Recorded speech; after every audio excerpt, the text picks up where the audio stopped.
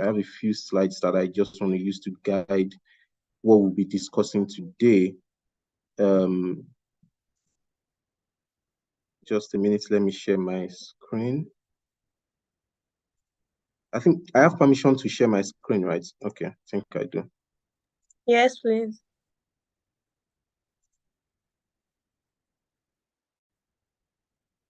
Okay.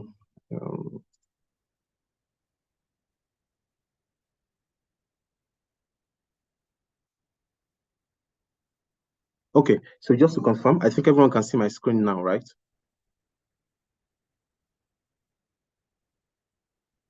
Just drop like a chat, a comment in the chat box just for me to be sure. Okay, all right, thank you. So let me put that to one side.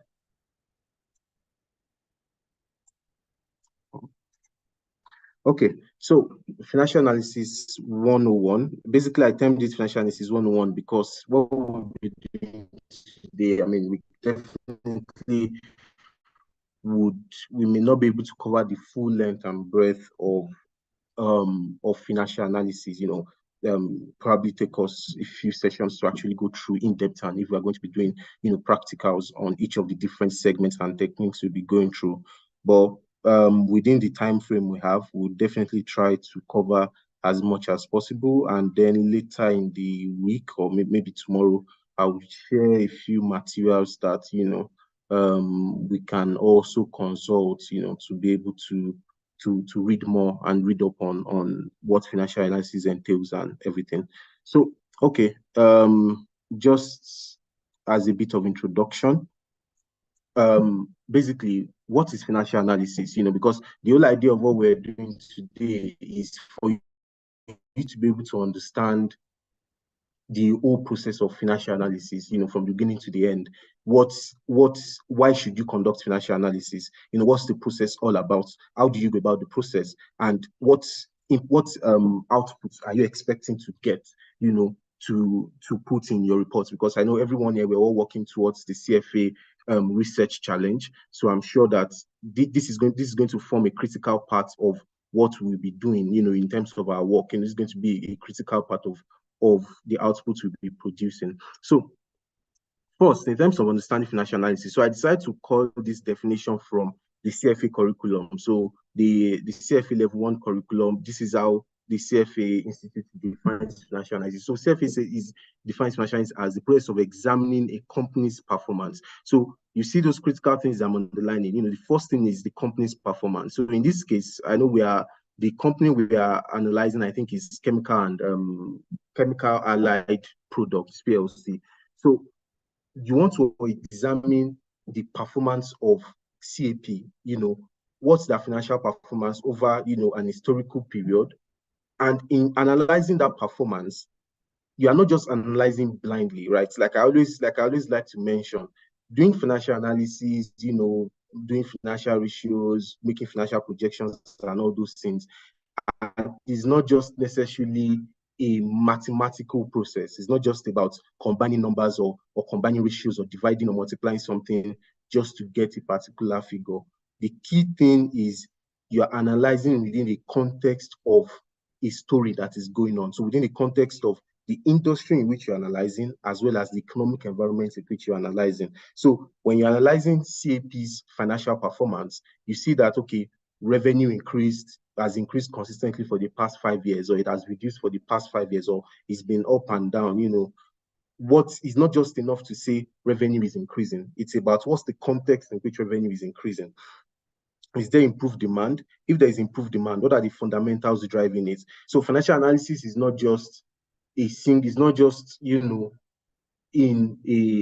just existing just one vacuum on its own. It's about within the context of the industry in which you're analyzing and within the economic environment. So if, for example, industrial and, if in the case of CAP that you're analyzing, a lot of their consumers will be, a lot of the people that they sell goods to, their customers will be maybe industrial firms, real estate firms, companies, consumers, household buyers. Those are the main consumer base that buy from the distributors that they distribute through. So if anything is going on where consumer income is weak, industries, maybe interest rates are high, and as a result of that, corporates don't have access to loans, or loans are very expensive, there's a likelihood that their demand for CAP's products in terms of paints, Santex and whatever, all the different brands that CAP has, there's a likelihood that it will decline, right? Demand for their products will decline. So that is a context to the analysis you have conducted in terms of you've compared revenue in maybe 2022 to 2021, and maybe you observed a decline. You can now look at what's the context of that decline.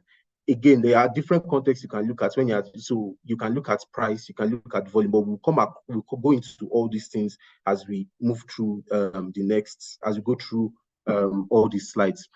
And then we also do a bit of practical. But the whole thing you're taking away from here is financial analysis is basically you want to understand the performance of this company within the context of its industry and within the context of the economy within which it operates. And the whole essence of doing everything is because you want to arrive at a decision or a recommendation. Now, remember, you're doing this. This is an equity research challenge. You want to know if this company is worth investing in or if it's not worth investing in. That is, either you buy or maybe sell recommendation and things like that. So, but the main thing is you want to arrive at a decision. Now, that decision you're arriving at in the context of the analysis you'll be doing is either to invest or not to invest. But in the context of someone who is an internal manager in CAP, the decision will be more or less to try and find out how well the business is performing, what can they do to improve performance, or what can they do to sustain performance. That is from an internal perspective. But the whole idea is you want to understand how well CAP is performing within the context of the paint and chemicals industry economy, in order for you to now arrive at a conclusion. And in your analysis, you'll be doing, not only are you going to be analyzing historical performance, you're also going to be making projections to analyze, basically to project what will revenue look like for this company over the next 5 years. What will be the drivers of that performance, not just revenue, costs, balance sheet and other things like that. So that's the whole context of what financial analysis is talking about. Now, what are we trying to achieve? I've basically, sort of talked about this. The central focus of financial analysis is basically to see how well can this company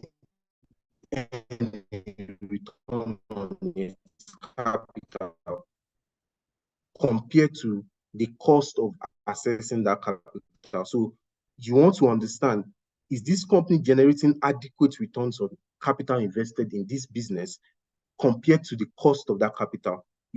And then, so when they generate profits and things like that, is it enough to profitably grow the company's operations? And then will it enable the company generate enough cash? That is talking about liquidity. We've talked about profitability. This is talking about liquidity to generate enough cash. So when you are conducting financial analysis, what you are trying to achieve is this company generating enough return compared to its cost of capital? Now, the excess return over cost of capital, is it enough to profitably grow the business going forward, over your forecast period of into the future? Is it generating enough capital, enough return to profitably grow operations? And then is it generating enough cash? Because it's not just enough to be profitable. You can be profitable and not have cash. So in the sense that you might be selling your goods, but you're actually selling the goods on credit. So yes, revenue may be growing, you might be showing that you're generating profits, but cash flow is not growing. So there is no liquidity. Now, so all the techniques I'll be teaching you will be able to help you to detect some of these things. We won't be able to go into all the full depth and corners of everything, but definitely I will make sure I try to show us, a few things that will be helpful in our analysis. So now, in conducting financial analysis, where do you get the information you use? How do you get information to conduct financial analysis? The first thing is you look at the financial statements. So financial statements is composed of, the income statement, that statement of profit and loss, the statement of financial position, which, sometimes you call balance sheets, statement of cash flow, which sometimes you call cash flow statements. Now, in subsequent slides, I will take us through what each of these financial statements mean so that you can understand what they try to achieve. But these are just different sources of information. Notes to the accounts for every when you have the complete set of financial statements, they always come with a note to the account. I'll show us examples of financial statements and how they are structured.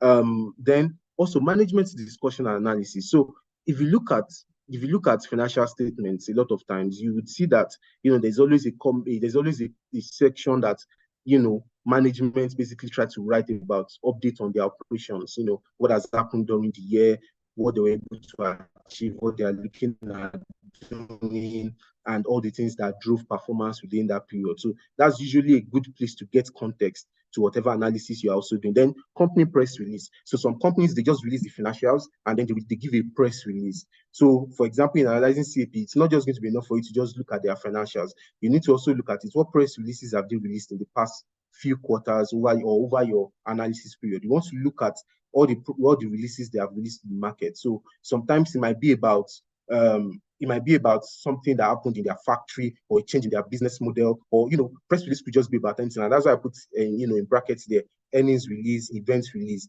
They might announce that they are launching a new brand or they are launching a new product to target a different segment of consumer base that they've not been tapping into before. It could just be anything really. And those kind of things will give you, those are places where you get context to whatever analysis you are doing. So while the first three, or say the first four, will give you quantitative data that you need to be able to do quantitative analysis, right? Most of the time, notes to the accounts can give you both quantitative and qualitative, but most of the time, notes to the accounts, management, MDA, and company press releases tend to give you more qualitative, context to whatever figures that you may have put in your model, you may have analyzed in your model. Then also, sometimes you can get decent information from reliable media outlets. Sometimes when you have media outlets like Bloomberg, Reuters, reliable media outlets, not speculative journalism or speculative, things that you can't base your analysis on just speculation, right? You have to ensure that whatever news source you are relying on is one that is quite reliable. So that's just basically an overview of what financial analysis is about. So the key takeaway for you here is what you're doing in financial analysis is you're analyzing a company's performance or the business performance, but you are doing that, so you're not just doing quantitative things, you are doing it within the context of the qualitatives. The qualitatives are within the context of the industry that business operates, within the context of the economy within which it operates. And the whole essence of you doing it is to arrive at an investment decision or recommendation. Now, this decision could be internal or external, and basically it depends on the stakeholder that is conducting this financial analysis. If a bank or a lender is conducting financial analysis, you'll likely be focusing on the credit side. But in your case, you are focusing on making a recommendation regarding investing in the company's equity or not. So that is the whole central focus of your own financial analysis in this case. And then we discussed the sources of information. So on this slide, I just sort of did a brief overview of the three core components of financial statements, just in case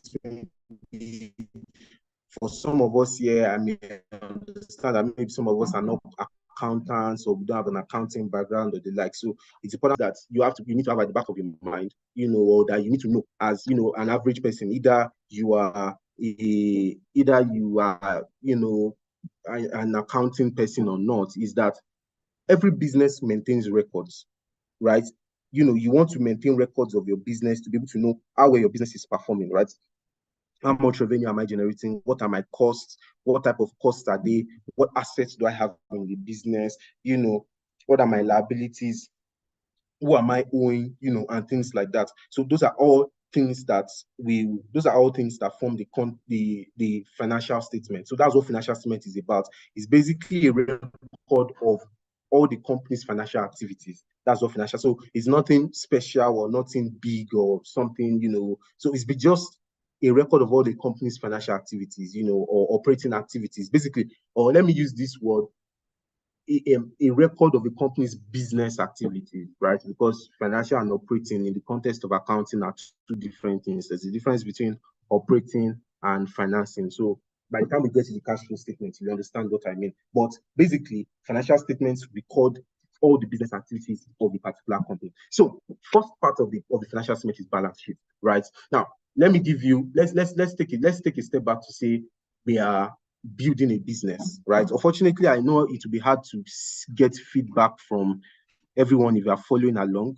But if you sort of don't understand anything I'm saying, please feel free to leave a comment in the chat box, and I would look at it, or question and answer. Then I would try to look at it, intermittently to give answers. So balance sheet, right? So I said, let's take a step back. Let's imagine we want to start a new business today, right? We've created the company. So let's say, you can just call it any name, whatever company it is, right? And for that company to start, you need to capitalize the company. That is, the company needs, when I say capitalize, you need to inject capital into the company. Capital is like initial investment for which the business we use to run or operate. So that capital can come from two sources. You understand? So let's flow along here. Capital can come from two sources. One is from equity, one is from liabilities or debt, right? So you can get capital into your business by investing your own money. That is shareholder. So it might not be just you, maybe you and 5, 6, 7, 8, 9, 10 shareholders, or one, as many shareholders as the people that form the business. They inject their own funds in the business. That is shareholder equity. So the funds that the owners of the business inject, or what they used to buy ownership stake in the company is what we call equity. So if I'm saying give me equity capital or invest equity capital, it means you are telling me to come and buy a stake or buy a portion in your business. So if we are contributing maybe ₦1 billion, and then I'm investing 100 million in the business, it means I'm taking a 10% equity stake in that business. So that is equity. Then let's say we actually need, so I said equity injection of 1 billion, right? Let's say we actually need 2 billion, or let me say we need 1.5 billion to run the business, or to sort of start the business, to complete the project, acquire assets, working capital and everything like that. Let's say we need 1.5 billion, and we were able to contribute 1 billion as shareholders. The remaining 500 million, we can approach a bank to lend us money, or whichever way, it might even be one of the owners that decides to lend the company money. Whichever way, that is a debt. So by combining equity and debt, we combine those two sources of capital together into the business. When we combine it together, we now use that money we've gotten to acquire assets. So we buy property, maybe we rent an office space, we acquire assets for the business. Maybe the business is into production of, say it's in the production of furniture, for example. You want to acquire all the tools you need, your business tools. You want to buy raw materials, so that's inventory.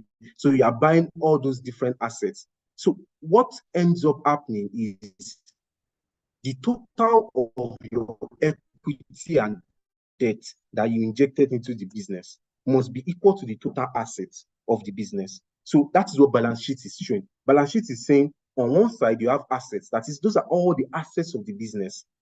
The other side is showing us those assets. So that is where you have liabilities and equity. That is debt and equity. So if the total asset of the business is 1.5 billion, then the total capital of the business must also be 1.5 billion. Now, that total capital can now be debt capital or equity capital. So that is balance sheet. So that's what balance sheet, anything you see in balance sheet, that is what it's talking about. Now, under the asset side, we have two categories.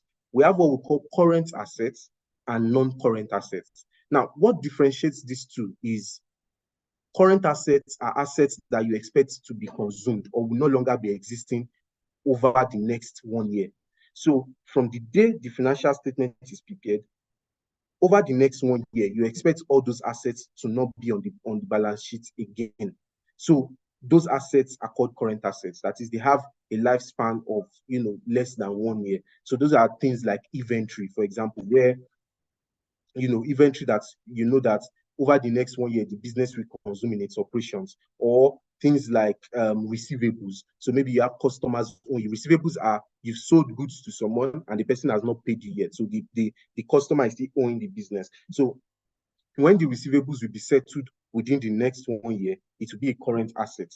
But if the receivables will not be settled within that 1 year, then it will be a non-current asset. That's why you tend to see on some balance sheets, you see things like long-term receivables under non-current assets. So non-current assets have a lifespan greater than 1 year, current assets less than 1 year. Same thing with liabilities. Current liabilities are liabilities that the business expects to settle within 1 year. So for example, bank overdrafts. So you want to import goods and you quickly need an overdraft to complete, the cash that you need to be able to import those items. And you know that you're going to pay that overdraft within the next 30 days. You can quickly approach a bank. They give you an overdraft facility. And when preparing your financial statement, as long as you have not paid it back, that overdraft facility will still be a current asset. Then we could have long-term liabilities too. Long-term liabilities have lifespan of greater than 1 year. You can also call them non-current liabilities. Then the other segment, the final part of the other side of the balance sheet is equity. And like I mentioned, equity is basically owner's capital. And owner's capital is typically made up of the initial capital that was invested in the business, one, then two, retained earnings. So what is retained earnings? Every year, a company declares profit. So let's say after the first year of our furniture business, we made profit of, say, 200 million naira. Now, from that 200 million naira profit, we can decide that we want to pay all the shareholders 50 million as dividend, while we want to plow back the remaining 150 million into the business. Now, remember, the old 200 million profits, that is after you have deducted all expenses, will come to profits. That's profit after tax. After you have paid your taxes, you have paid interest on your debt and everything. So that is all or that's what is left. Remember, that profit that is left belongs to the shareholders. They can decide to use it anyhow they like. So they can decide to take out the new 200 million and have it. They can basically take it all out as dividend and share amongst themselves, or they can decide that, oh, we still want to invest in the growth of the business. Now, remember, if you go back to the previous slide, remember we said that generating a return on capital that is at least equal to the cost of that capital to profitably grow its operations, right? Profitably grow its operations. So one of the things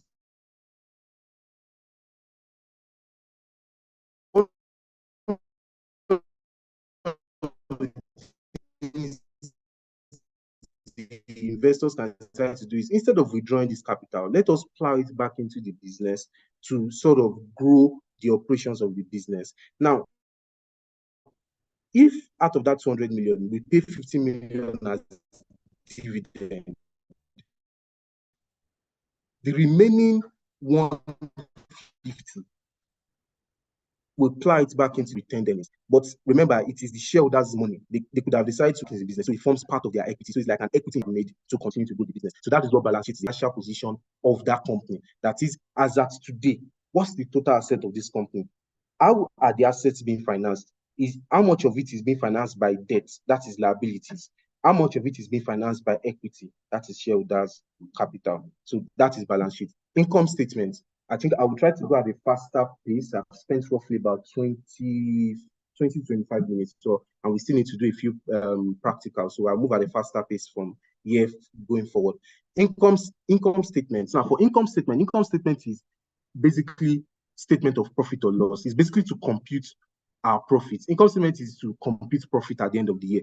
How do we know how much you have made in profits? Because remember, your revenue as a business is not necessarily your profits. When you generate revenue. Okay. Apologies for cutting you or for disrupting your flow. I wanted to note that we can do some additional 30 minutes past the 2-hour mark. So just to ensure that you're able to efficiently cover your content without rushing over it.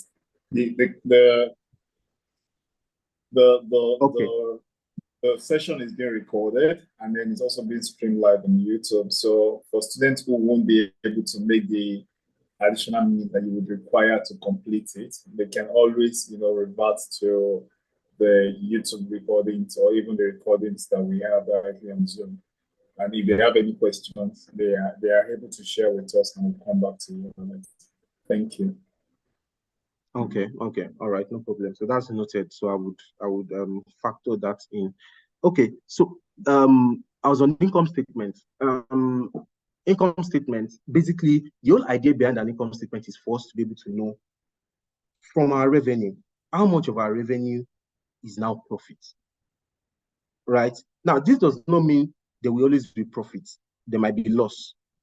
So you can have that at the back of your mind that a company can make profit and can make loss. So it's not compulsory that every time it must be a profit. But let's take it one after the other. So the first thing you will typically always see in an income statement is revenue.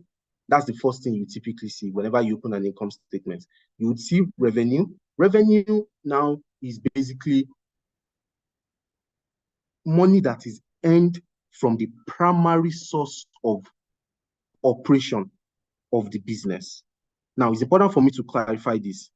Revenue is money earned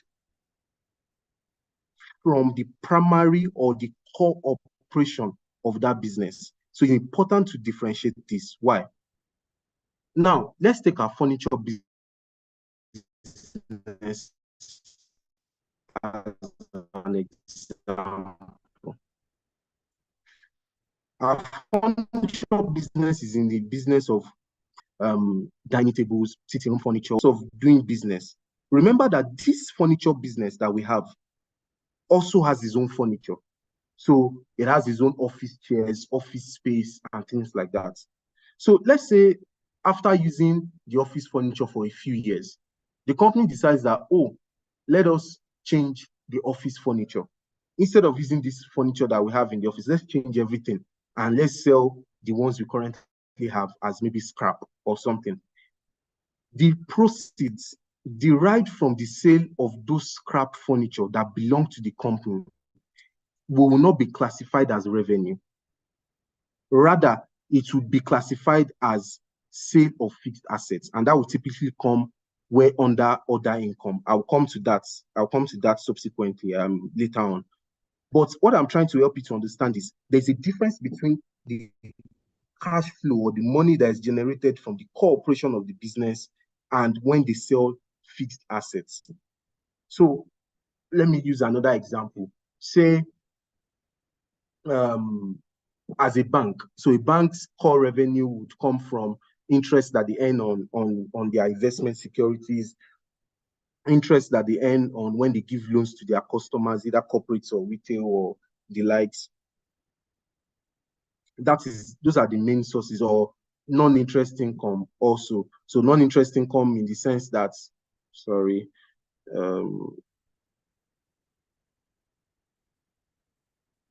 okay, yeah, so non-interest income in the sense that, you know, when you make transfers, you always is also income to the banks, but it is non-interest, right? So those are just cash examples of revenue sources. Bank. So if a bank decides to sell maybe some of their fleet of cars, or they sell, you know, or maybe they have excess space in their office. So maybe they built a big office and then they have excess space and then they decide to rent out some of the floors in the office. The rent that they collect from the occupants of those floors in the office. So let's say UBA, for example, for maybe those that have been to Lagos, you know, the UBA, the big UBA building in Marina, they normally rent out, if you know that property is managed by a real estate company, so it's a revenue to that company. But I'm just saying, so for example, if that tower is owned by UBA and then they decide to rent a few floors on that floor to a couple of customers, you know, the rent that they collect from those customers will not go to the bank as revenue, rather it will go as other income. Please, I took my time to explain that so that we can understand that difference. There's a critical difference between revenue and, you know, income that is earned from non-cooperation. So I believe we all understand it at this point. So basically, that's revenue. Now, next is cost of sales. Cost of sales is saying, remember, as a furniture company, we are going back to our furniture company example. We produce furniture, right? Our cost of sales is everything that it costs us to make that product available. If you understand what I'm trying to say, it's basically saying for us to be able to earn revenue, we have incurred certain costs to produce that item. So let's say we produce the dining sets for a family of 5, for a family of 4, for example, right? we incur the cost in producing that dining set. You know, we bought wood, depending on the quality of wood. We bought maybe leather material or if it's cloth material, things like that. You know, you bought all those materials to be able to produce that item, right? Then in buying those materials, you traveled, you incurred transportation costs to go to maybe the wherever you are buying your wood from, your leather material from, and the likes. When you buy it, it will not just suddenly appear in your office or in your production site or your factory. You still have to transport it from there to your office, right, or to your production site. Whatever cost you incur in transporting is also part of your cost of producing that item. Your factory staff that are producing those items. Remember, factory staff, there's a difference between your factory staff and your admin staff, right? So note all these subtle differences. Your factory staff contributes to your cost of sales, right? So everything that involves production to produce that dining set is my cost of sales. And then that would now determine what my selling price would be. So it's basically like your cost price. So that's your cost of producing. So cost of sales is like your cost price, my cost of making this item available for sale in the market. And then revenue is how much you now sell that product for. So I believe that's clear. So when you subtract cost of sales from revenue, you would have gross profit. So gross profit is that initial profit. So a lot of times, as business owners, when we sell, maybe as a medium, maybe one-man business, maybe you are selling, say, clothes on Instagram, or you're selling hair or something, or you produce shoes or things like that, whichever side also, you generate revenue and then you deduct your profit, right? But that is actually, in accounting terms, that is just your gross profit. Now, let's say our furniture company has an admin office.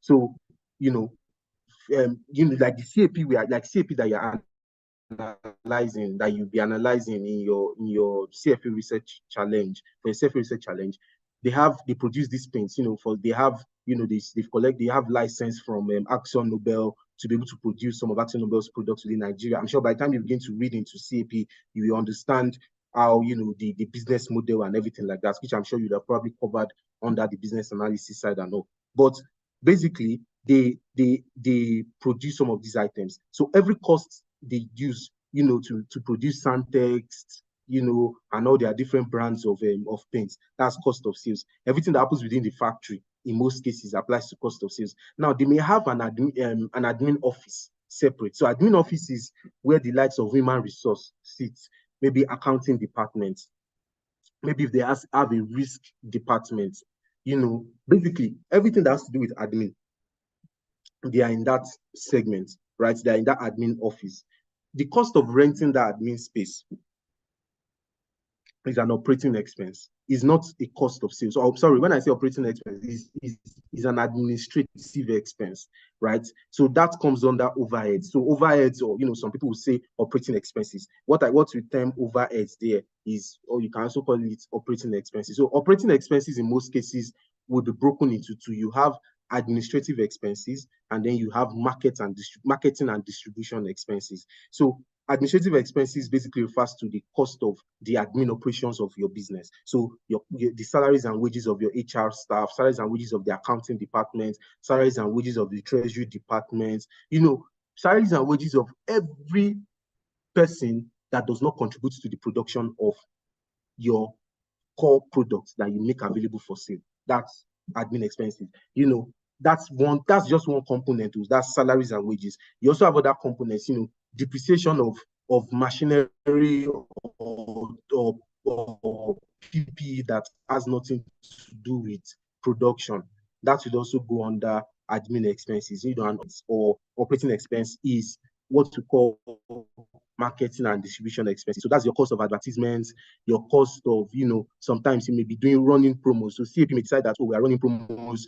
If you buy 10 buckets of paint, we'll give you one for free. That one for free they are giving will be monetized in terms of, like, it will be, you quantify it, and then it will also be part of promotion cost. So things like market promotion expenses. They are doing campaigns, advertising on billboards, things like that. They're all marketing and distribution expenses. Then also, now remember I said something under cost of sales, that the cost incurred in transporting raw material from where you bought the raw material to your factory, I said that type of transport cost to be under cost of sales. But the cost of distributing to distributors, so as a company, so for example now, let me say, okay, Dangote Cement is a good example, but CAP2 is also a good example. So CAP, they produce all the paints, a distributor ordered for a truck. Now they have to take that truck from the warehouse to the customer site. The cost incurred in transporting from the factory to the customer site will not go to cost of sales. It will be under marketing and distribution expenses. If you understand. So basically, that's a difference. So the cost of transporting raw material to factory is different from the cost of transporting the finished goods to the person buying from you. So the cost of transporting the finished goods to the person buying from you is a marketing and distribution expense. So that's your gross profit or your operating expenses from gross profit. What you have is EBITDA. EBITDA means earnings. So don't be bamboozled by this short form. Earnings before interest, tax, depreciation, and amortization. That is what EBITDA means. Earnings before interest, E for earnings, B for before, I for interest, T for tax, D for depreciation, A for amortization. So earnings before interest, tax, depreciation, and amortization. That is what EBITDA means. So when we subtract our total operating expense or overheads from our OPEX, we would have what we call EBITDA. EBITDA is basically all that is left after we have deducted overheads. I don't know how to explain it any better, but basically that's what EBITDA is, right? Now, we now have what is called depreciation and amortization. Hello, sorry, are you already depreciation, there? Remember that, okay. Okay, sorry, I left your message, but before we proceed, can everybody please turn off their cameras? Anthony Ogbemudia, can you please turn off your video? Then, while the presentation is going on, if there are any questions like I've dropped in the chat box, please just indicate by raising up your hand, and you can also use the question and answer feature for it, or you can also drop your messages on the chat box. This presentation will go on for another 10 minutes before we go on a break. Oh, I think we should go on. Let's just another 10 minutes, then we go on a 5 minutes break and then come back. I just wanted to point out that please do not turn on your video while the presentation is going on. Thank you. Okay, thank you. So you can drop your questions in the question and answer box, and I would keep an eye out for them so that I can go back to them. Thank you. Okay, so we have what we call depreciation and amortization, right? Now, for every business running, you have machinery that you're using for production.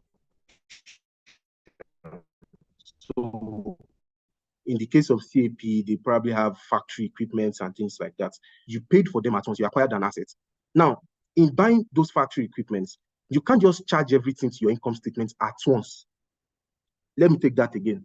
You won't just, when you buy, so, okay, let me use our furniture business as an example.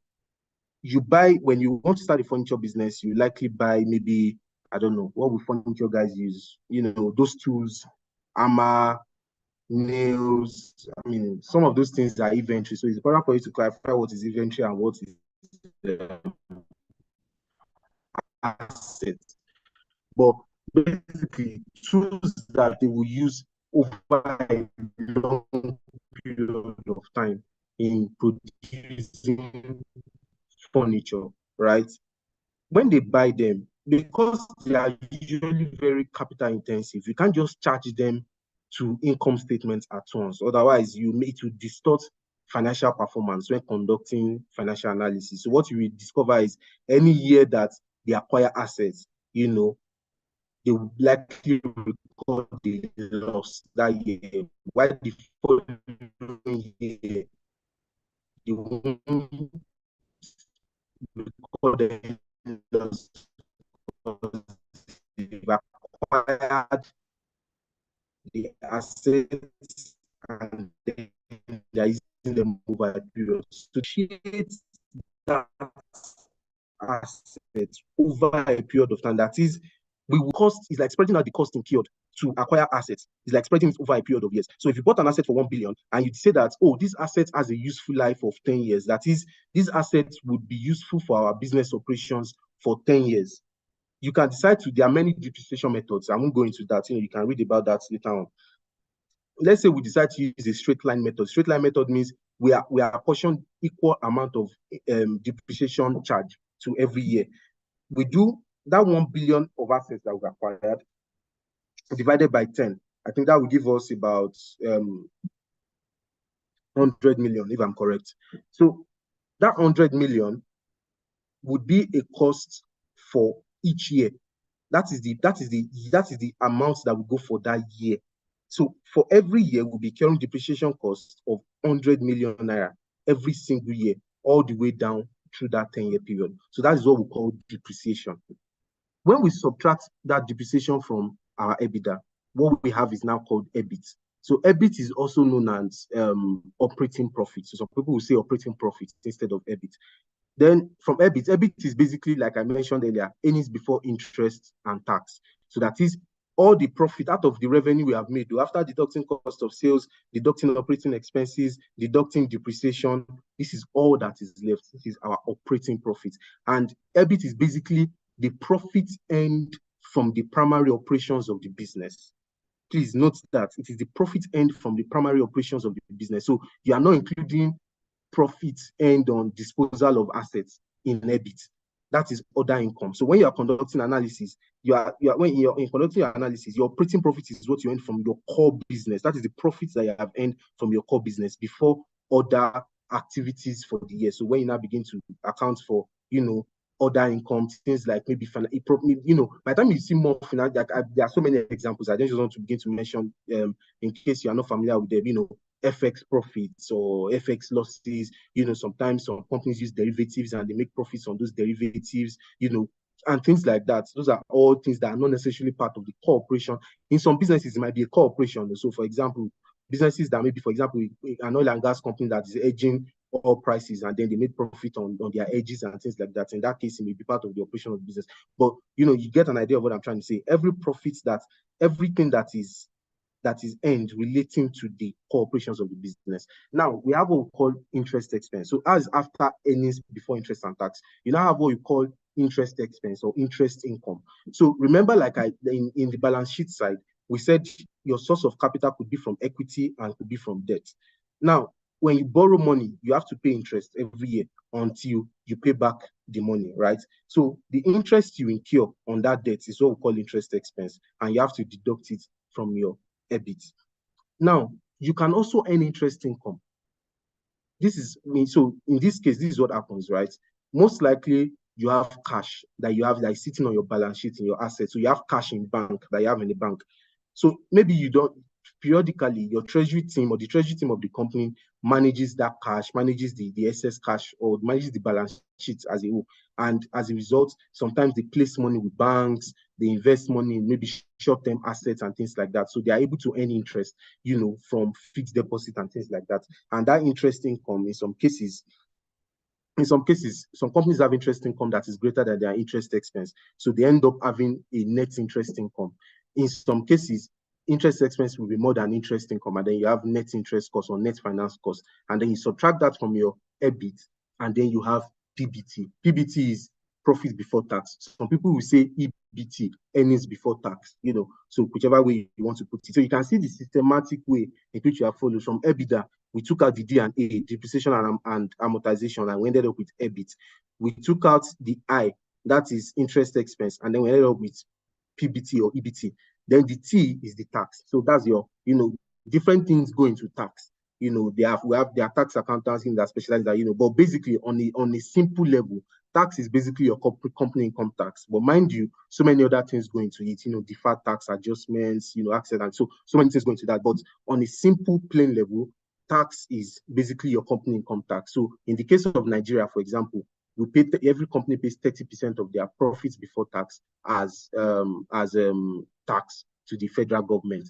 And so you deduct that in order for you to have what we call PAT, that is profit after tax, or what we can call net income, or profit attributable to owners of shareholder equity. So those are just all the different categories.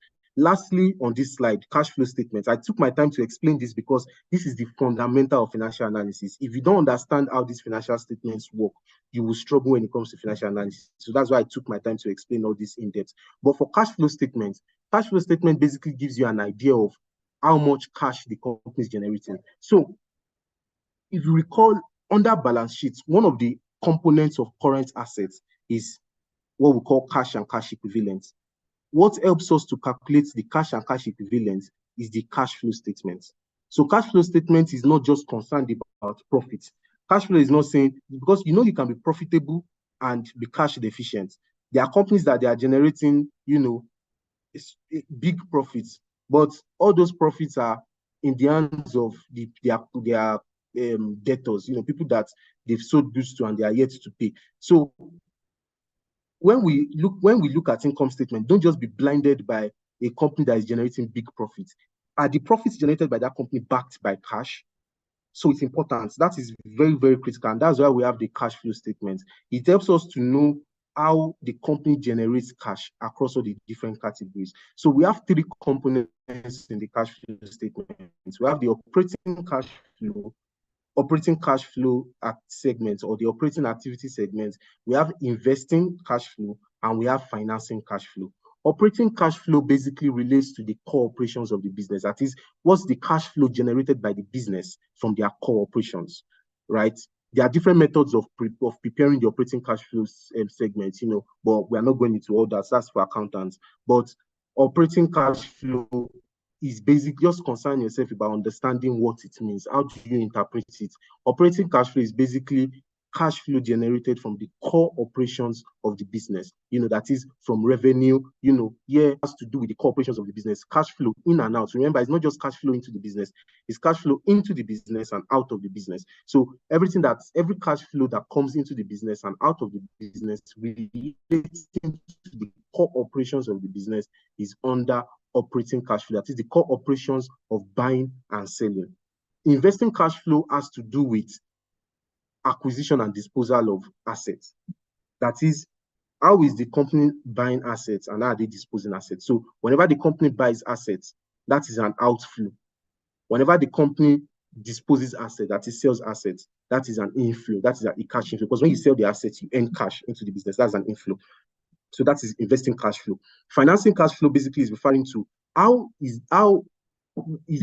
the financing activities of the business. So in the sense that it sort of looks at how the cash flow, how the entire business, the operating and investing activities of the business, how are they being financed? So under financing cash flow, like when I mentioned the example of our furniture business earlier, where I said the shareholders injected, equity capital. That equity injection is a cash inflow into the business. So it comes in as an inflow under the financing cash flow segment.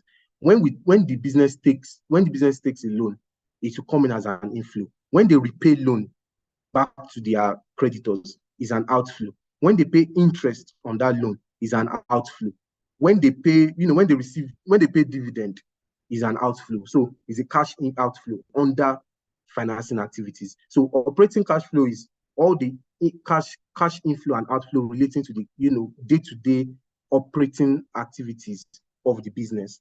Investing cash flow segment has to do with investments in assets for the business, investments and disposal of assets of the business. While financing cash flow basically has to do with all the activities around how the business of the company is being financed, and that has to do with mainly capital, receive proceeds from loans and repayment of loans, proceeds from equity investments, dividend repayments and things like that. Those are all things that come under financing cash flow. So by the time you had everything together, your operating cash flow, investing cash flow, and financing cash flow, you would have your cash balance. And then typically, if they have prior years of operation, you had whatever you have from the sum of these three segments, you had it to the previous year's balance in order to get your closing cash balance. So basically, that's how all these the components of the financial statements work. And whenever you see a financial statement, there are always explanatory notes to all these statements. So that's where, if you look at my first, if you look at on the first slide, I mentioned notes to the accounts. Those notes sort of explain what happens, what has happened across each of those line items. We would open a live financial statement as we proceed, and then you'll be able to see some of these things I'm saying. But I guess we want to go on a 5-minute break, so let me just pause there, and then we'll come to financial analysis techniques in the once we are done with our break. Thank you. Can everybody hear me, please? Yes, we can hear you. Okay. So there are some questions in the chat box which I will just read. Please, if these questions have been answered already, just indicate. Somebody asked if EBITDA is the same, EBIT is similar to revenue. That is Adebisi Oluwatimi. Is EBIT similar to revenue? Okay. Do I answer or wait till you read out all the questions? Okay, so the second question, so there are two people ask a similar question. So they're asking that you go through EBITDA again, lay more emphasis on EBITDA. And the second, okay, then the third question, sorry, you said the disposal of an asset is an inflow of cash. Why are we then subtracting it? And then sorry, I didn't get the third question. Sir, you said the disposal of an asset is an inflow of cash. Why are we then subtracting it? I think that right. Okay. The last question, when you dispose assets, means you are selling, and that becomes, I think that's just a question. When you dispose assets, means you're selling, and that becomes. So you might want to go through, let me read the questions again. There are three questions or 4 questions here. The first is EBIT similar to revenue? Then people are asking that you repeat the items of EBITDA again. Then also for revisit the contents of overhead costs. And then the fourth one is disposal of an asset. This is an inflow. Why I did something.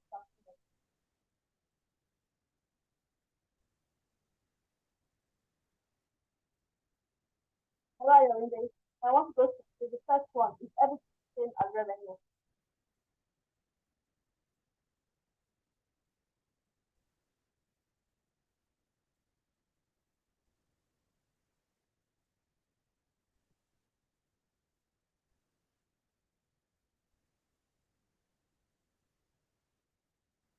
Okay, so I'll quickly take those questions. Is EBIT similar to revenue? No. So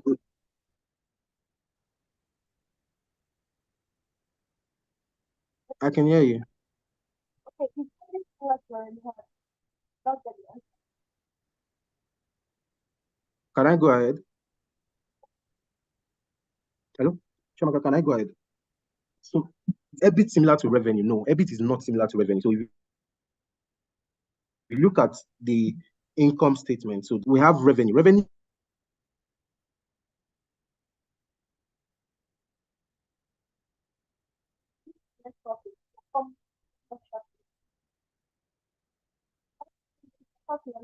okay.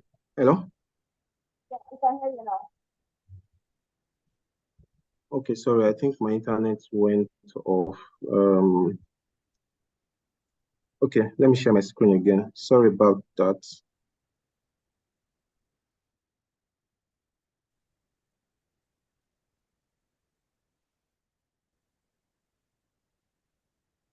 Okay, so sorry about the break off.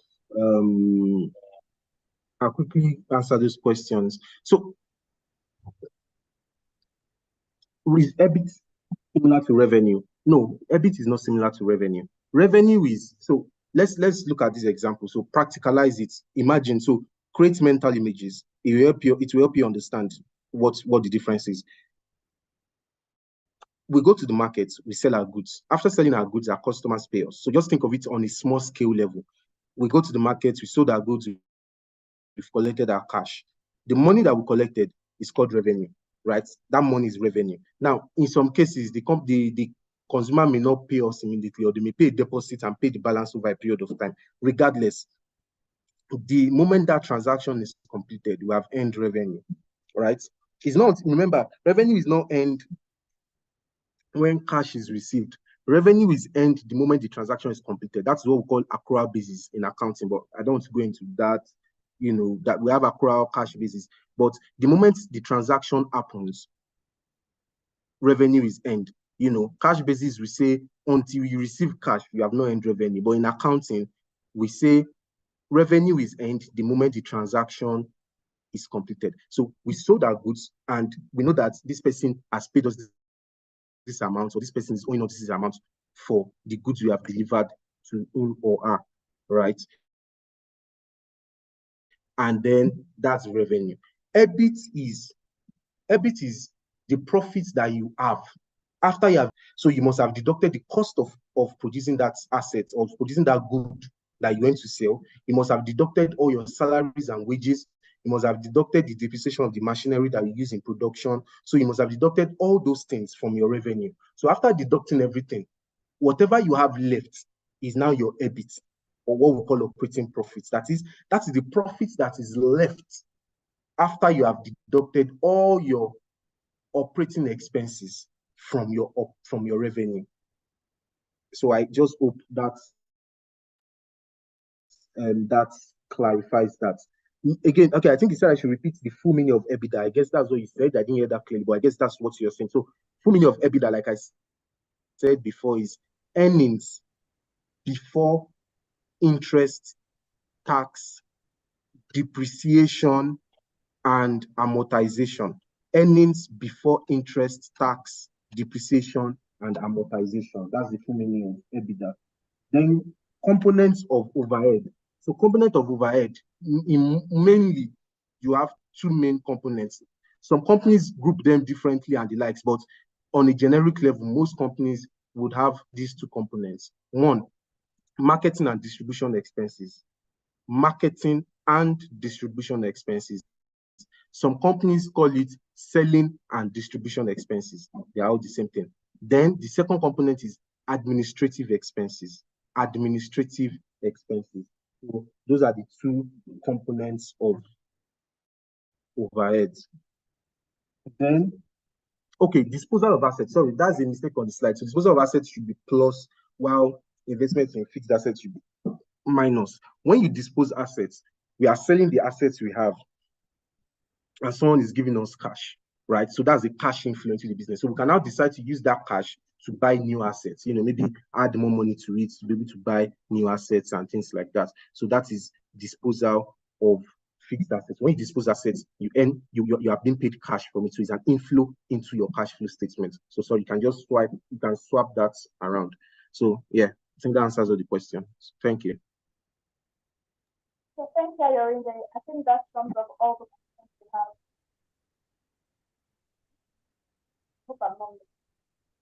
Sorry, no, so okay, no, I thought you wanted to go on break. So that's why I said that I should pause there for now. So we'll go on the Do I continue? Sorry? Do I continue, or we want to go on a break? 5 minutes. We back at 5. That's a 5. Sorry, I'm not sure I can hear you clearly. The Shamaka is suggesting that we go on a 5-minute short break. Okay. So I mean, we can actually just go on break to like 7:30, if that's fine by you. You mean 5:30 Nigerian time? Yes, correct. Okay, 5:30 Nigerian time. Okay. Thank you.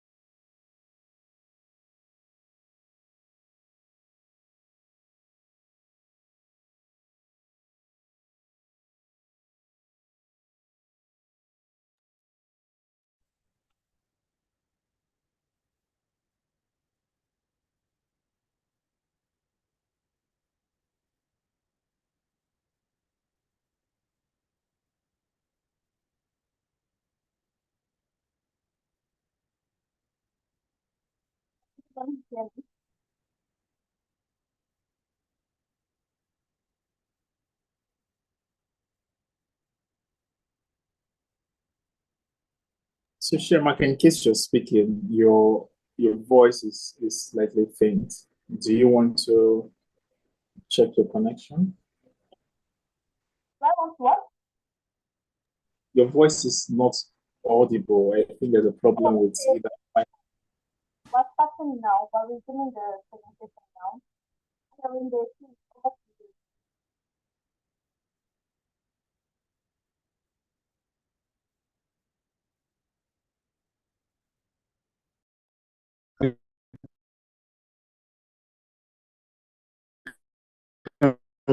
Continue.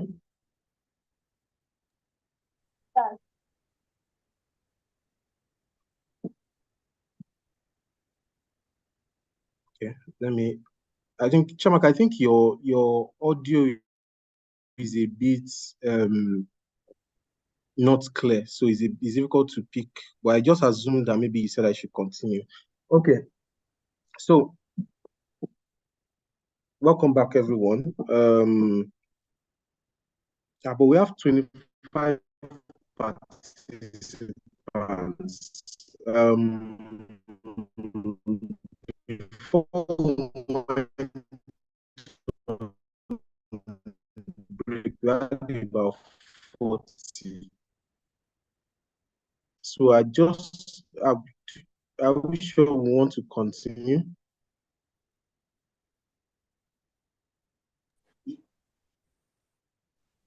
Yeah, so I think Shemak, can you hear me? Hello, are you hearing me?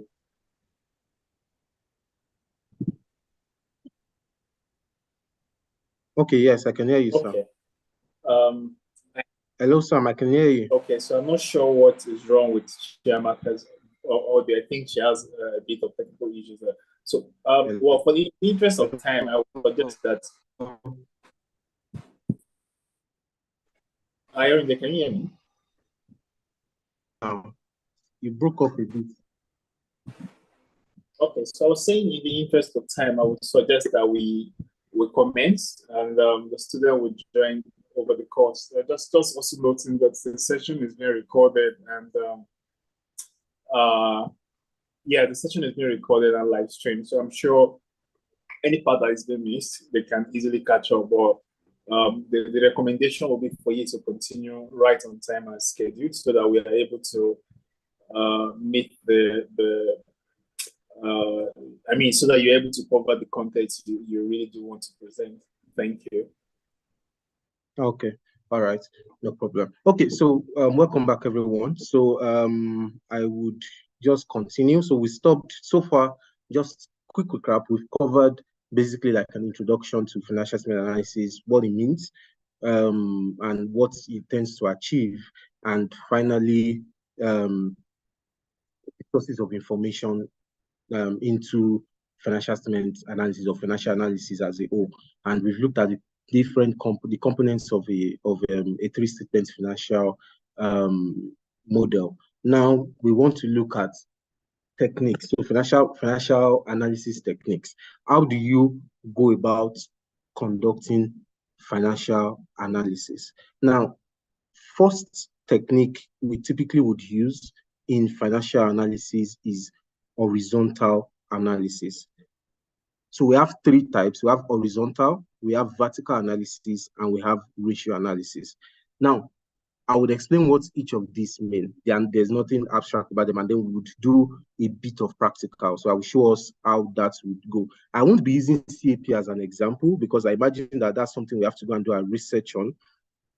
So I'll be using a different company as an example. I have the financial details already, so the historicals. So I won't have to begin to put in the historicals again. So we'll just use that as an example and we take it, one after the other. So we'll do the horizontal analysis, we do an example, we do vertical analysis, we do an example, and then we do ratio analysis, and then we do a few examples. That one will probably take, a bit more time. But let's go to horizontal analysis.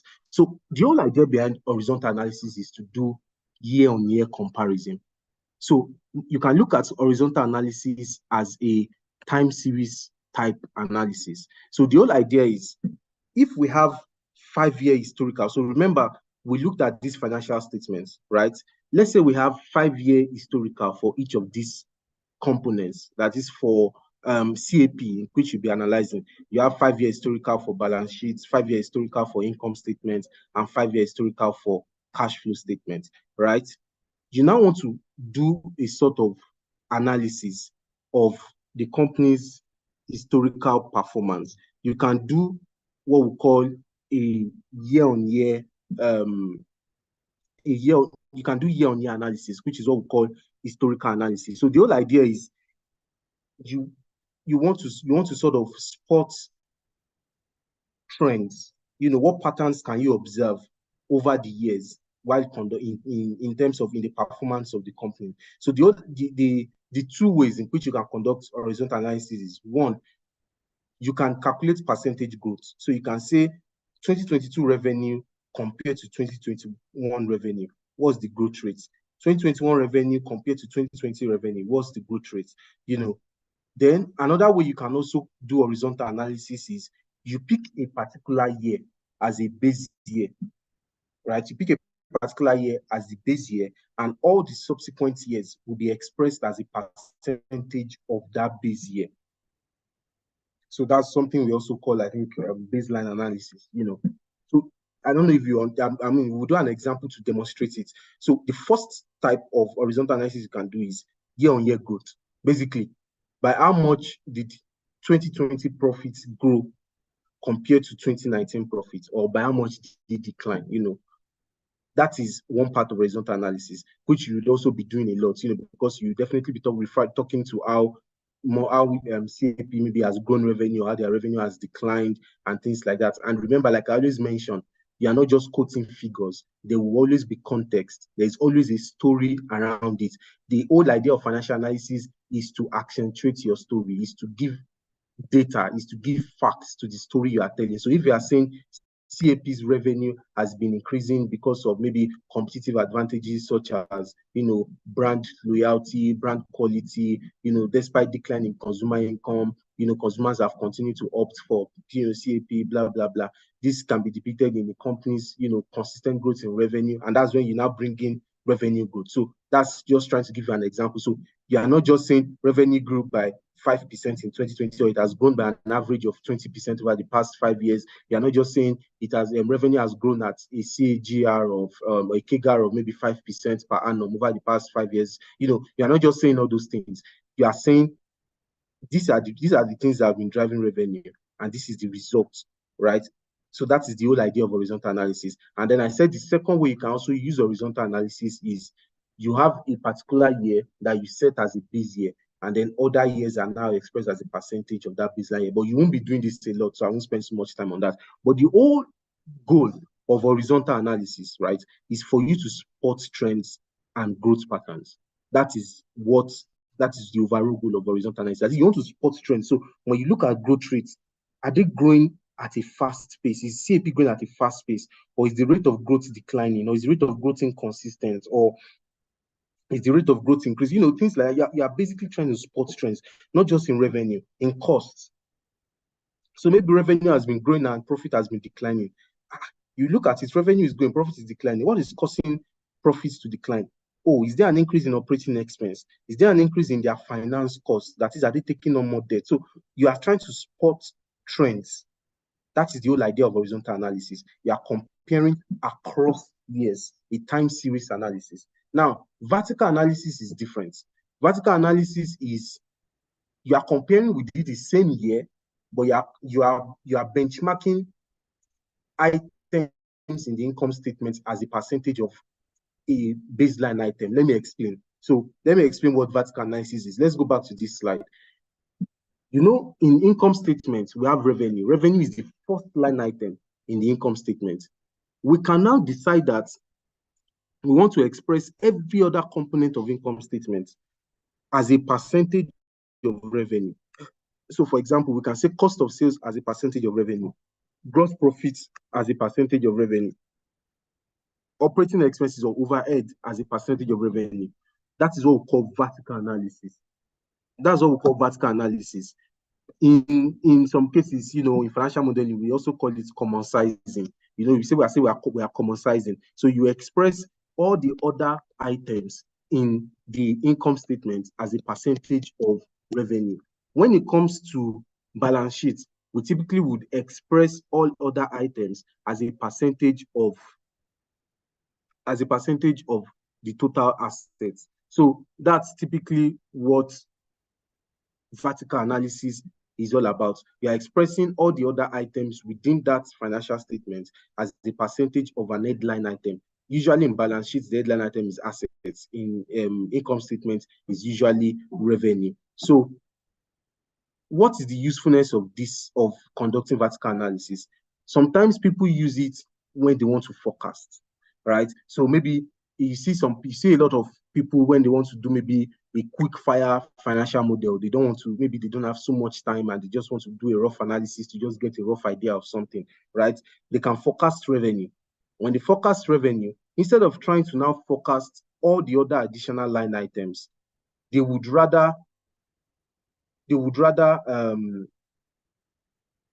just take all the other line items, take the historical percentage of.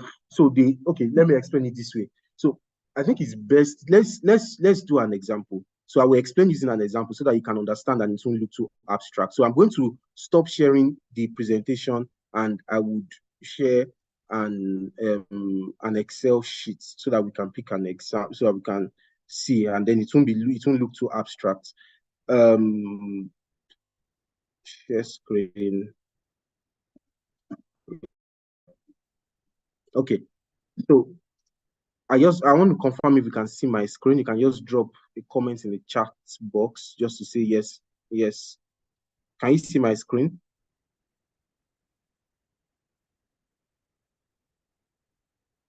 Okay. All right. Thank you, Chabaka. So this financial statement is a financial statement of Seplat, an oil and gas company. So I have inputted all the historicals here already before now. So this is the income statement. So this is what, before we go into, let me just quickly show you an example of an income statement. I'm sure we've seen, before now we should have looked at CAP, but let me just show us example of an income statement. I think I opened CAP's income statement here. Okay, so let me share this so that you can see. Okay, yes, so this is an income statement. Basically, you have when you download, you can download it from the company's website. So you just go to the company's website and you download. So this typically what you see, this CAP's 2022 annual report and financial statements. So you can just scroll down to see the financial statements. So they are audited by KPMG. Okay, yeah, so this statement of profit or loss and other comprehensive income. So this is, you can see this is revenue, This is cost of sales, and then they have gross profits. This selling and distribution expenses, like I told you. You have administrative expenses, you have other income, operating profits, finance income, that's interest income, finance cost. So in this financial statement, instead of separating depreciation has been included in cost of sales and administrative expenses. So you can see what I said. There are always explanatory notes to the account. You can see what we call notes here. So this is notes here. And then you have the number. So that's note 5, note 7.1. So if you scroll down a bit under notes to the account,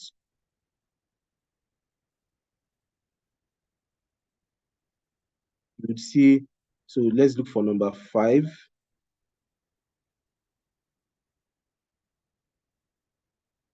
Okay, yeah, so this is number 5. So this breakdown of revenue. So from sale of paint products and revenue from services, this is cost of sales. So this is the breakdown for cost of sales. If you scroll through, you see depreciation of property, plant, and equipment. So they've included depreciation under cost of sales. So instead of separating it, they decide to include it. If you go under administrative expenses, so these are components of administrative expenses, so this depreciation, this amortization. So you can see all the components, insurance, and things like that. So you can just go back and explore later. But this is a financial statement. Because I'm trying to conserve time. So, but you can always go through and explore to see what it looks like for you to be able to understand. So follow the framework of what I've explained earlier. So this is balance sheet, statement of financial position.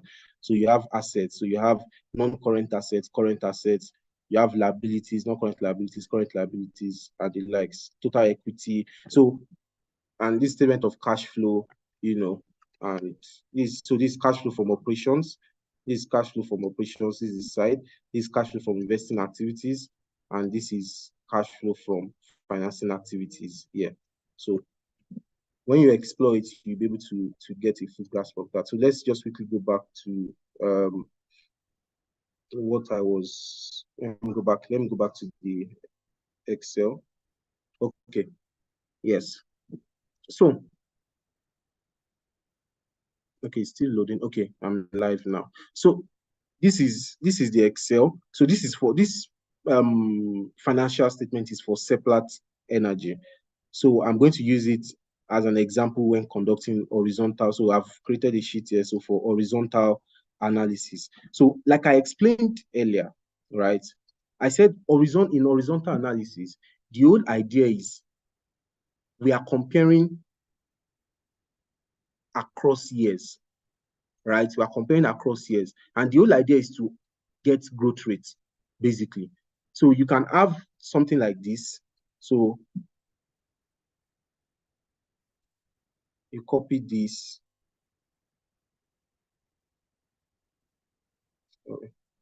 Please just flow along with me. I want to do, so when conducting result analysis, now note that you don't have to create a special sheet for it. I called this horizontal analysis so that we can understand. In some financial models, you see them say growth rates. So some people will just say growth rates instead of horizontal analysis, because that's the whole idea of horizontal analysis. You are just calculating growth rates, basically. And then you copy, I want to just copy this. I'm trying to create a template. Okay. So now let's do our horizontal analysis. Most likely we would have to start from 2012 because we can't compare 2011 to another year. So we are starting from 2012 in conducting this analysis. So the whole idea of horizontal analysis is, I'm sure we must have done, I just hope we are familiar with Excel and financial modeling a bit, but just go along, you get the idea of what I'm trying to do. So for 2012, what we want to do is we want to compare 2012 to 2011. Then we'll compare 2013 to 2012. We compare 2014 to 2013, and so on and so forth. So I'm doing, equals to 2012 revenue. Sorry. Oh, okay. Income statement. Let me see. Our income statement starts from. Okay, sorry. I know what I did. I hid these 2 years. I eat 2011 and 2012.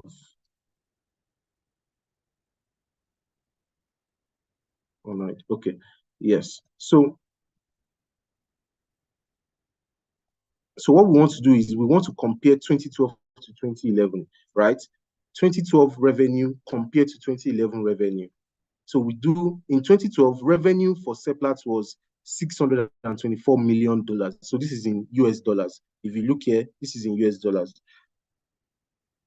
So 2012 revenue divided by 2011 revenue, right? Minus 1. That gives us the growth rate. So we can express this in percentage. So typically you express this in percentage terms.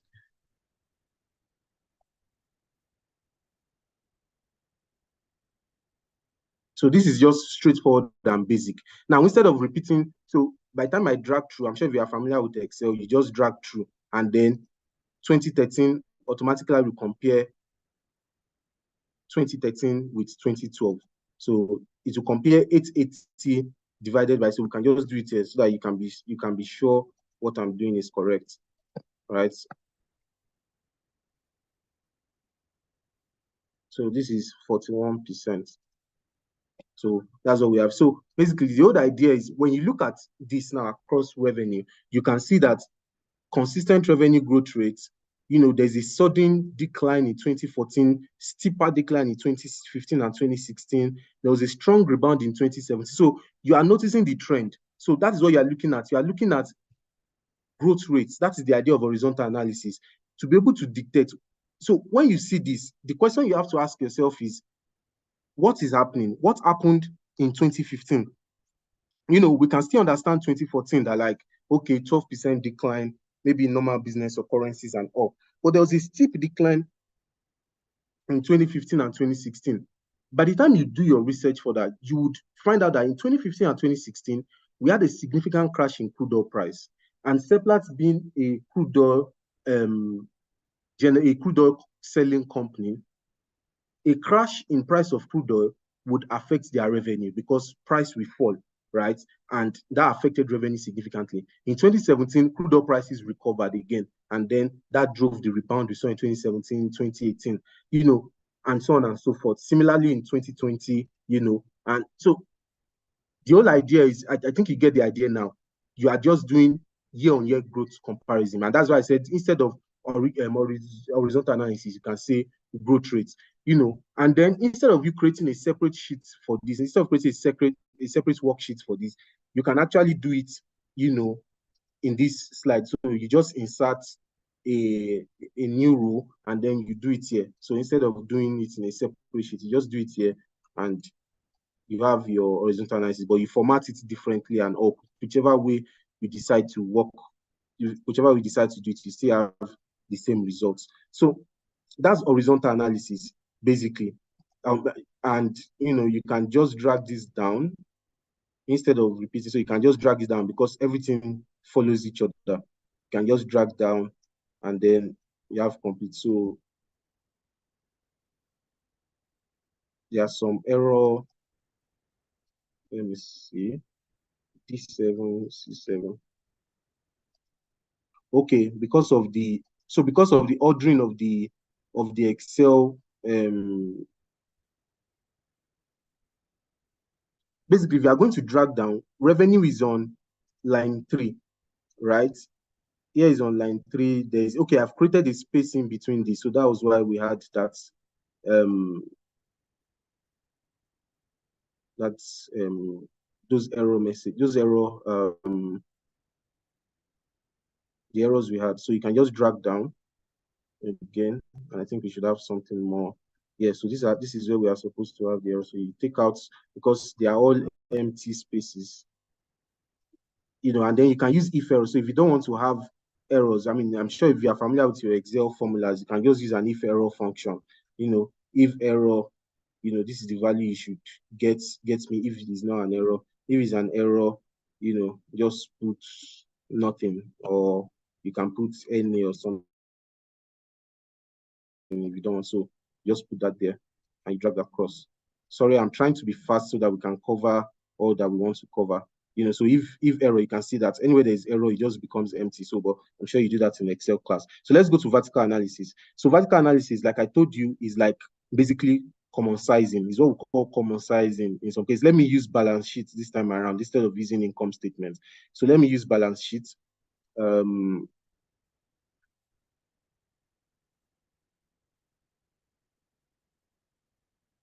I'm having to be a bit fast so that as the time is gone.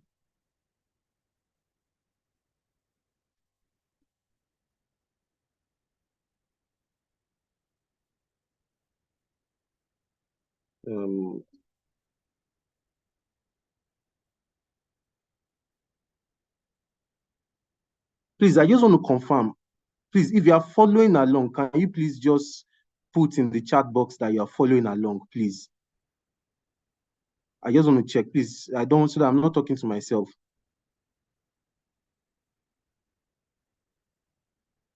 Can you just drop a message in the chat box that you're following along? Okay. Okay. All right. Thank you. So I want to use balance sheet for the vertical analysis this time around instead of using income statements.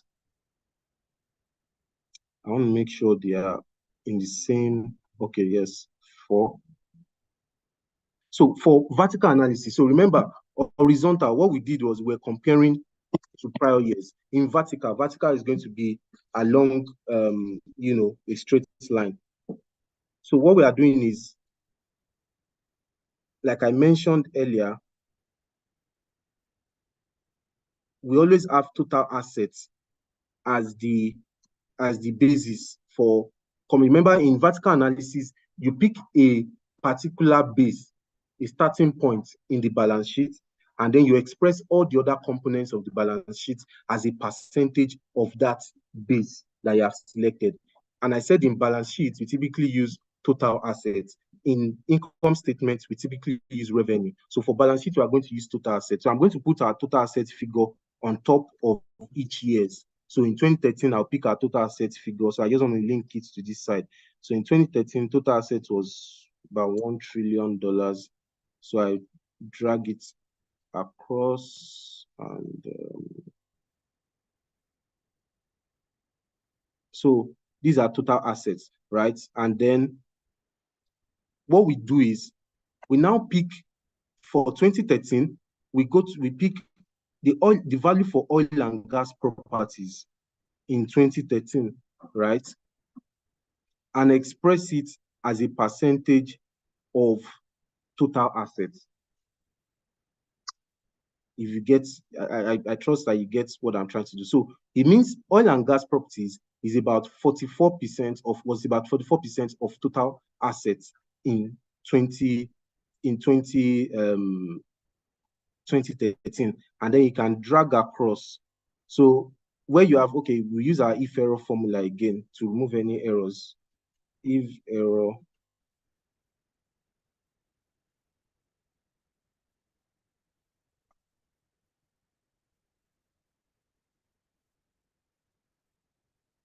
So the reason why you have error in some of this is because in 2013, if you look at it, there was no right of use assets. Companies started recognizing things like right of use assets due to changes in accounting standard, in subsequent years. I think that was in 2018 or so.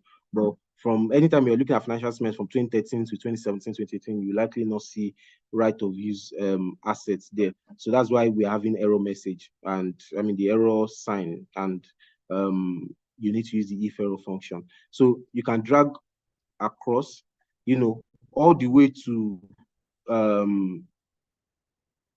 what's it called now? Sorry, something is wrong somewhere. Actually, we're having 375. Okay, sorry, I need to lock. And please, I trust we have fair knowledge of Excel. I'm using absolute referencing to lock this cell so that when I drag down, it will move away from it. Or let me even, because I'm still going to drag to the side, I want the cells to move from across all the alphabets. I don't want it to move across the numbers. So I need to lock the numbers. So I lock 1 using the dollar sign, and I can drag down. even to total assets, right? So all the parts that are zero you can ignore and all the like. So this basically vertical analysis. Now what you will notice is by the time we sum up this side under non-current assets, we have 52.7%, meaning non-current assets, that is assets that will be with the business for greater than 1 year, is about 52% of the company's total assets, while assets that we are expected to be consumed over the next 1 year is about 47% of total assets. And then you can see total assets is 100%. You can do the same for liabilities. You do liabilities, so bank overdraft as a percent, so you can just drag down, in fact.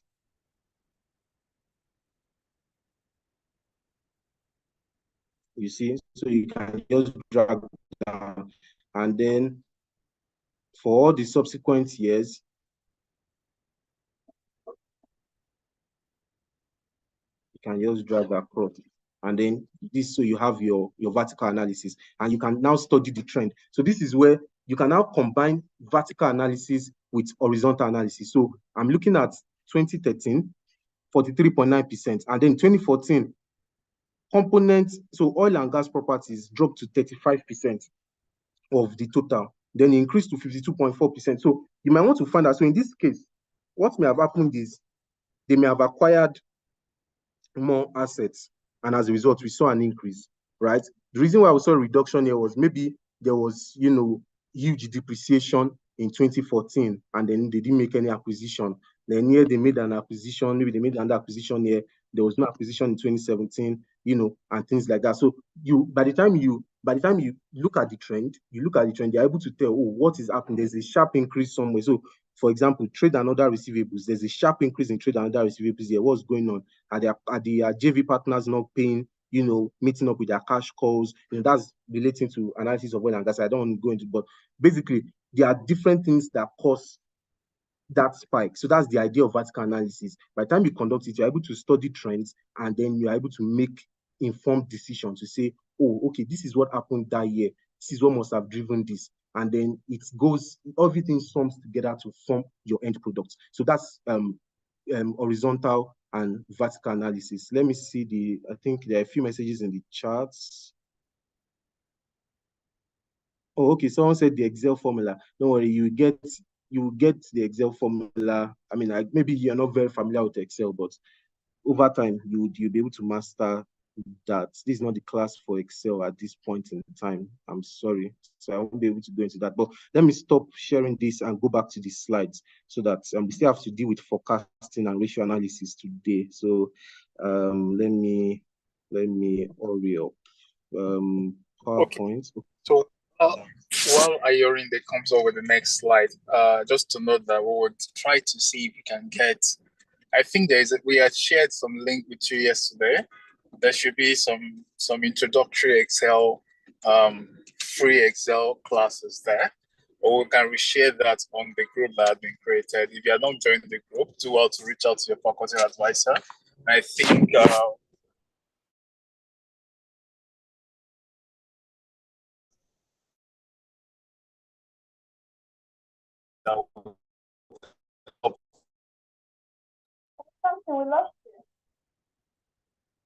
each fundamentals of what it's trying to put out. Thank you.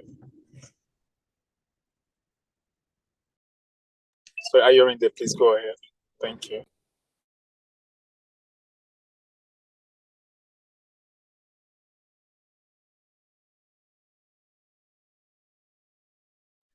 Okay, sorry, I was muted.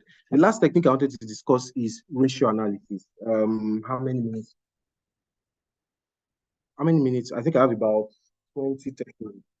So ratio analysis.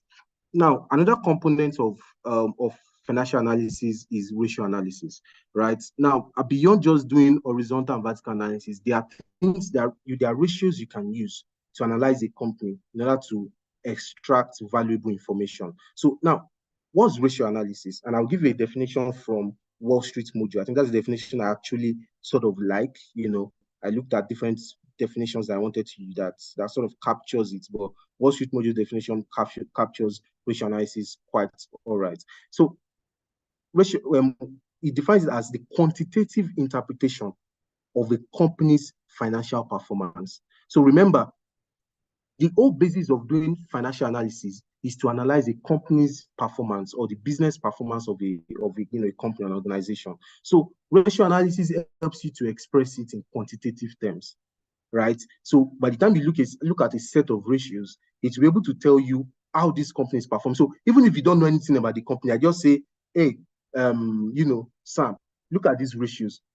Profitability ratios, we'll mention all the types of ratios, profitability ratios, liquidity ratios, look at all these ratios. What do you think about this company? From just looking at the ratios, I'm able to tell, is this company growing or not? That is not conclusive evidence in itself, but it gives an idea quantitatively that how is this company performing? I look at the company's debt to capital ratio, debt to asset ratio, debt to equity ratio, and I'm saying, debt to asset ratio has steadily increased from 40% to 80%. It tells me that this company is becoming more leveraged. They are borrowing more money. So basically, the whole idea is ratio analysis is when you calculate all the ratios across the different ratio segments, it gives you an idea of how the business is performing. That is ratio analysis. And then ratio analysis is also useful for, you can compare across peers and you can compare historically. So for CAP, for example, you can calculate ratio analysis for CAP from maybe 2010 to 2022, and then you compare across those years, or you compare maybe 2022 alone to another pair of CAP, maybe for example, Premier Paints, or I think Premier Paints, I don't know if they've delisted now also. There are a couple of more that made Portland Paints, Port Paints, the likes of Portland Paints, Premier Paints. You can compare CAP with these other guys, and then it gives you an idea of, who is performing better. Oh, sorry, please excuse me. I didn't know that my laptop battery was about to go off. Please just give me a minute to connect it to a power source and I will join you back. Give me 2 minutes, please. I don't know if you got that.